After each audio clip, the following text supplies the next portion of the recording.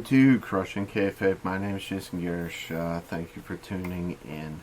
Before we get into the wrestling stuff, let me get into one thing I noticed because this was never, it was never intended to be solely a wrestling podcast. Pretty much what me and my host at the time wanted to talk about. But being a huge Crow fan, I recently saw the stills from the remake of the new movie.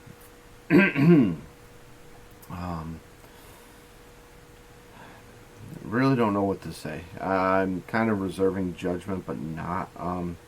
So far, I'm not overly impressed. I mean, I think they got an excellent actor for the part. I'll tell you that much. Was it Skarsgård, the gentleman who played Pennywise from It? I think he's gonna be good in it. I do, but I'm not impressed with the look so far from what I've seen. I think this director has gone not a good direction. I don't think he's going in a really good direction. Excuse me. Seeing as how The Crow is my favorite comic book. James Barr is my favorite comic author / illustrator. So this is something that I've been awfully critical of in the past. I mean, I enjoyed the original movie, directed by Alex Proyas and with Brandon Lee in the starring role as Eric. I think one of the best things about that was, or I should say the best thing actually about it, was Brandon Lee's performance. I know that he used to show up at like script readings and whatnot with the graphic novel or comic book, and really wanted to devote a lot of attention to keeping it true to the original source material, which was the comic book. Comic book was originally published, I believe, by Caliber Press, and then Tundra reprinted it, and then was it Kitchen Sink, and then maybe, was it Dark Horse after that? It's exchanged hands so many times because most of the smaller publishers that originally handled it have since kind of gone out of business. James O'Barr himself was he in the army, if I remember correctly? He was in the military, and he had been illustrating like hand-to-hand materials there, and from what I understand, and he lost his fiance and wrote the book as part of a grieving process for himself, and he wanted to kind of do it as a what's the word I'm looking for? As a way to grieve and properly as a cathartic mechanism for himself. But unfortunately, he even said it kind of drove him even further into that darkness. It's a very dark book, very beautiful book. It's all black and white. Contains quotes from The Cure, from Joy Division. There's a lot of stuff from Joy Division in there. I mean, James O'Barr based the body of Eric, the main character, on Iggy Pop, and then he based the face off of the lead singer from Joy Division. What the heck was it? Was it Ian Curtis? Was his name? I know. Every time I hit the record button, my brain just goes to sleep, unfortunately. But yeah, that's why the soundtrack, which is one of my favorite soundtracks of all time, has like The Cure on it, has 9 Inch Nails, Trent Reznor doing a cover of Joy Division's song called Dead Souls. SCP's on it. There's a ton of great bands on that. If you're into that kind of 90s metal / industrial, it's a great soundtrack for that, and it fits the movie, I think, perfectly. It's one of those situations where music just married up perfectly to the movie itself. It just worked perfectly. And one of the few things I enjoyed from Proyas, too, the director. I mean, he went on to direct was it Dark City? I think Gods of Egypt. He did iRobot. He had a couple of good movies in there, but nothing I think on the level of The Crow. And I think once again I credit a lot of that to Brandon, who was very faithful to the source material and understood the character and really devoted so much to it, and eventually, unfortunately, cost him his life.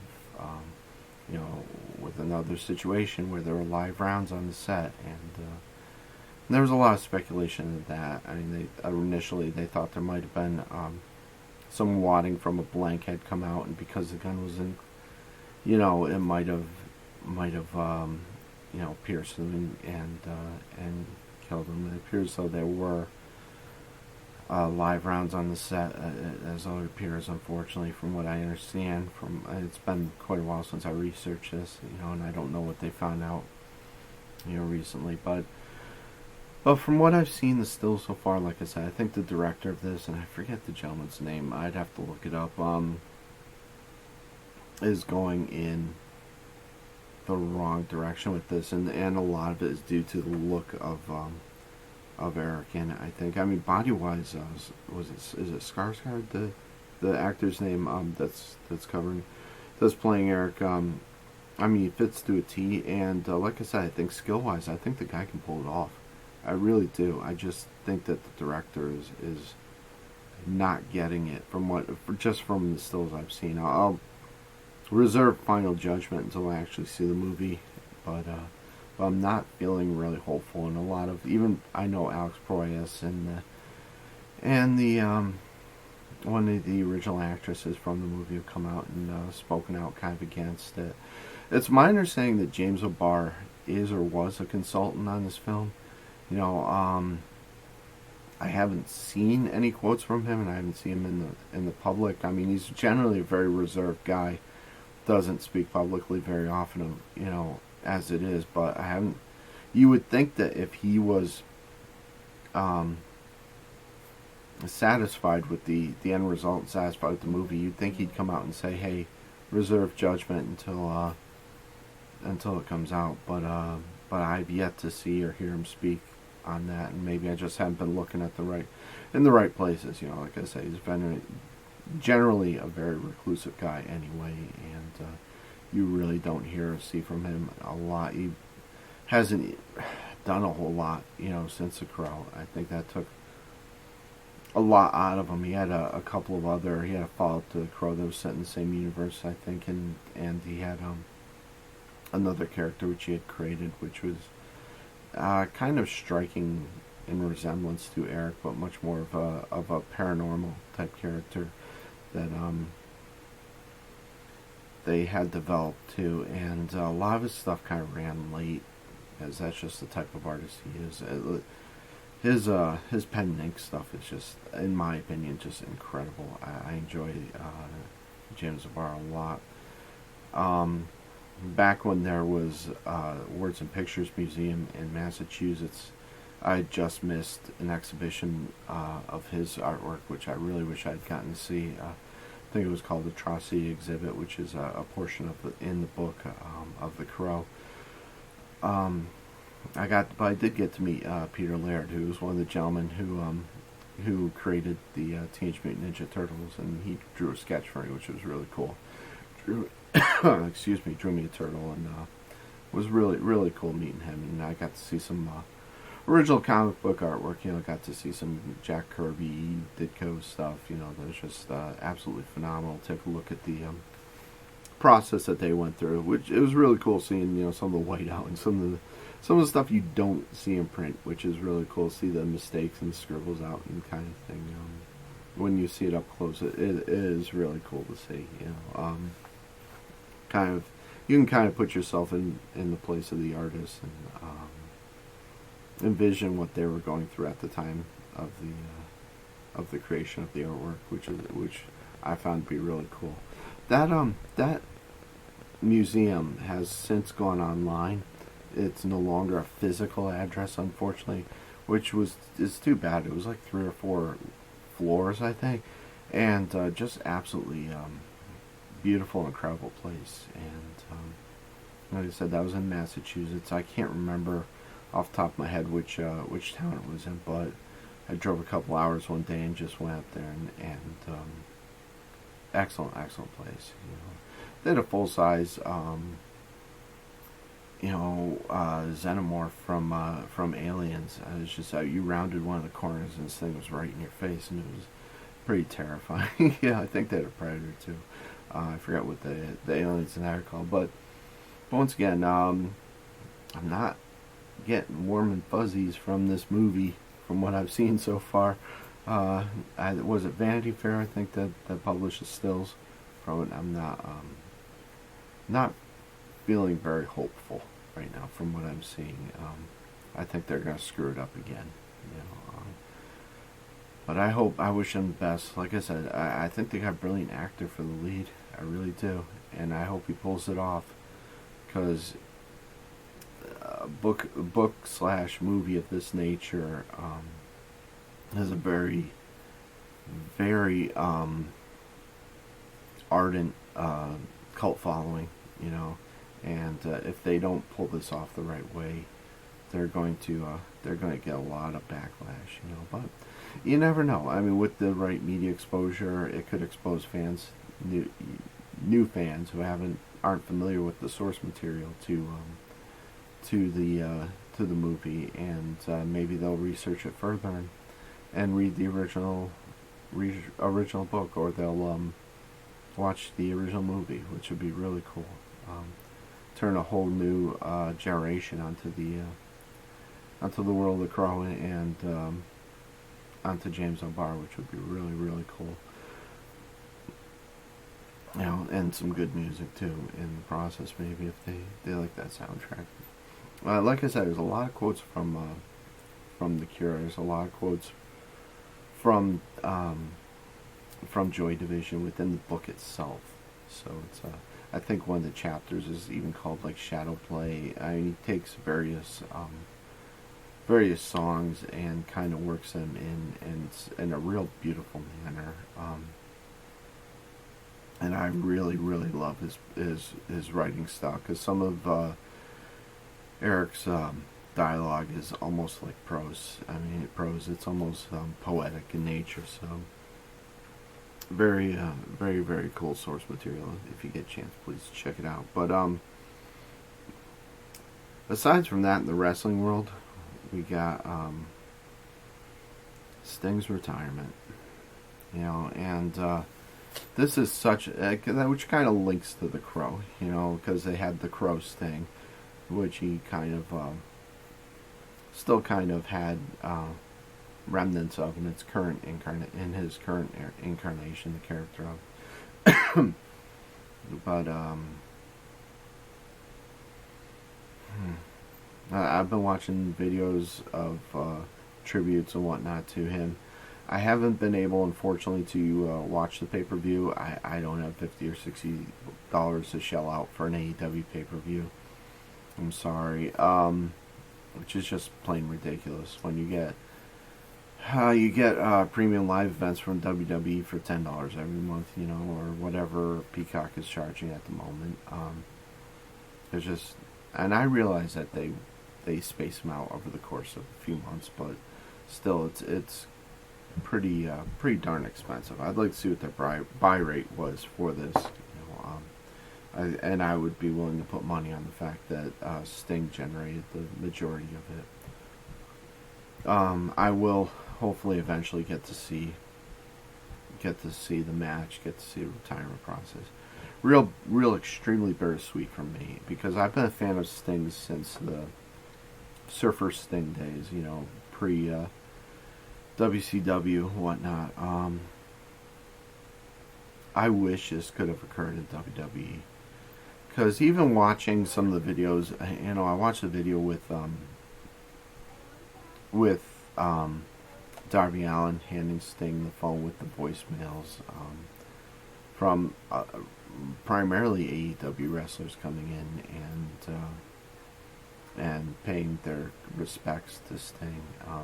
I did get to see that his sons were flanking him on either side. They had the Wolfpack Sting and they had the Surfer Sting, and that was really cool. That was great. I know he's really devoted to his family, which wasn't always the case, unfortunately, but I think all wrestlers have gone through that dark phase. If you ever watch or read, I've done both. Sting's biography. I don't know how much of it is kayfabe and how much of it is real, but it kind of goes into kind of briefly Sting's battle with his demons before, and kind of goes into that. We just momentarily lost power. I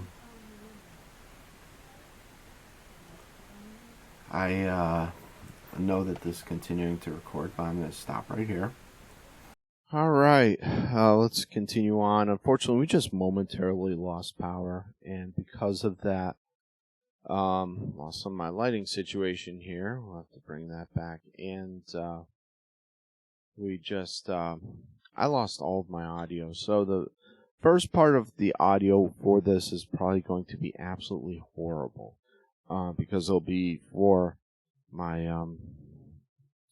it'll be from, I should say, from my camera, so it's going to sound absolutely horrible. So, but right now, getting this back on. I don't know why we lost power. I don't know if there was some cutting a little bit too close to the tree limb out there. I know one of my neighbors was doing some work out there, but briefly flickered for just about a second and then came back on, and trying to make do here. Unfortunately, this is what we do. Excuse me. I've got to get some kind of UPS in here because it's ridiculous. Just absolutely ridiculous. I don't know. Like I said, it's a beautiful day. It's in the 70s. It's like 79 right now, somewhere around there. Yeah, it's 79. So it's not like there's rain falling down or any gusts of wind or anything. It's just absolutely beautiful, perfect day. So we were talking about Sting. Yeah, unfortunately, like I said, very bittersweet because I wish this moment could have occurred in WWE. I didn't see any WWE wrestlers paying tribute. Maybe I just missed it. I don't know. I'm sure there's got to be some that have somehow paid some form of tribute, but yeah, like I said, very bittersweet. And to have that last match, having it be against the Young Bucks, is it's disgraceful. I'm sorry. I absolutely cannot stand the Young Bucks, but I'm sure that was their idea, and they had to be involved with it. And hey, it's one of the reasons why CM Punk isn't there anymore, because EVP's got to get their way, and I'm rapidly losing complete interest in AEW. I don't even barely watch the product anymore, if at all. I've been watching, started watching NWA again, NWA Power, because that was showing up on CW, the CW app, I should say. So I've been watching that every week, last couple of weeks. Being a 1 hour show, I don't recognize, unfortunately, a lot of names, but I'm getting back into NWA, so we'll see how that all works out. Once again, I apologize for what the audio is probably going to be horrible for the first part there. And it looks like they might have screwed up a little bit of my hard drive in the process there, but I need to get a UPS in here. This is ridiculous. Like I said, very bittersweet, very bittersweet, because I was a Sting fan from a long, long time ago. And to see him go out against the Young Bucks is almost disturbing. But that's what we got. So make the best of it, and hopefully the WWE will have some acknowledgement of him. This thing got screwed. Sorry, but he's such a nice guy. He just probably doesn't even either realize it or just kind of is just going with the flow. Whatever AEW throws at him, said he wasn't feeling the WWE run. Man, I liked his WWE run, except for when Seth Rollins almost crippled him. And I hate that move, the buckle bomb. I hate it. I hate it. I hate it. What else we got going on? We had a little bit of further development with WWE, getting closer to WrestleMania now.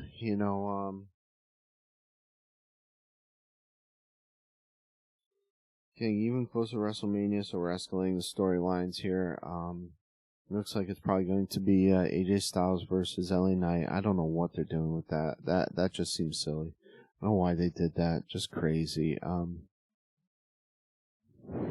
They need to do better with LA Knight. I'm sorry.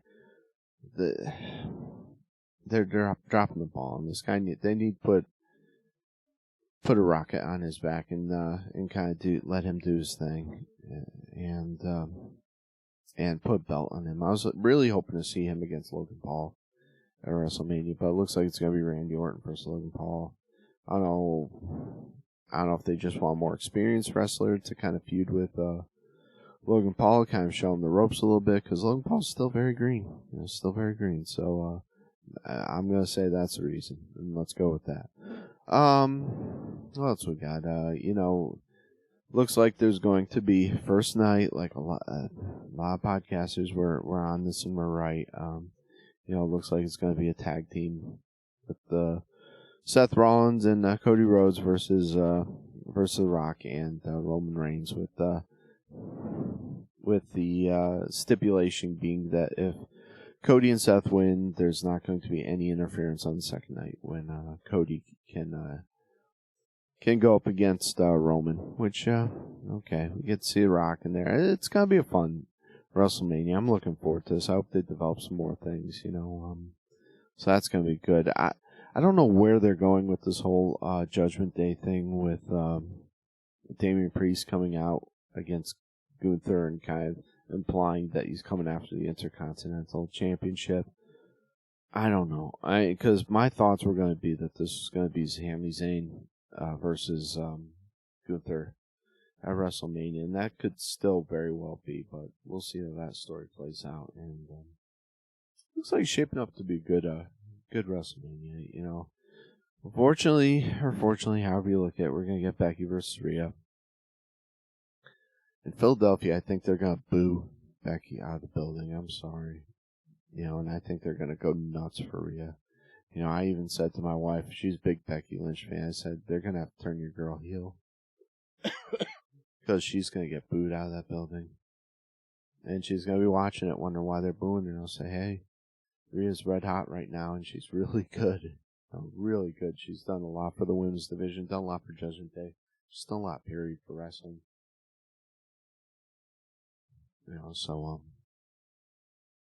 I would have rather seen her go up against someone else, but I'm not really sure who they would put her up. Bianca, even. That would have been nice. It would have been nice, but other than that, what else we got shaping up? Looks like they're going to turn Liv Morgan heel. I really don't care. I'm sorry. I really don't enjoy her in-ring work that much. She's better than a lot of them. I'll give her that. But just not someone I look forward to seeing in ring. We got a few other things shaping up. I'm waiting to see. If they're going to use R-Truth in the whole Judgment Day thing. I think he should definitely be at WrestleMania. That guy's so entertaining. Please put him some respect in WrestleMania, but yeah, aside from that, what else we got going on? I'm trying to think, man. How's the card shaping up? Excuse me. We still got a few other things to iron out, but it's gonna be a fun WrestleMania. It's gonna be good, I think. What is it, WrestleMania 40? So it's gonna be fun. We'll get to see Rock, get to see all these guys. Hopefully, Cody finishes his story. How big of a baby face Yeah, baby feces. No, babyface would Cody be if they lose that tag match and Cody still wins the following day with Judgment Day interfering.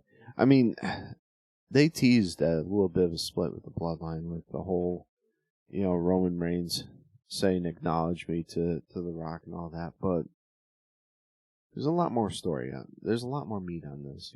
I think they can get pretty creative with this, and I think they're doing a good job so far. Hey, that's about all the time I got, unfortunately. If you're in the Western Tennessee area, be sure to head on down to Then and Now Flea Market in Trenton, Tennessee. They're right in the square. You can't miss them. And check some of our booth out and check it out. Also, check us on crushingkayfabe.com, crushing with a K, and check us out on Patreon.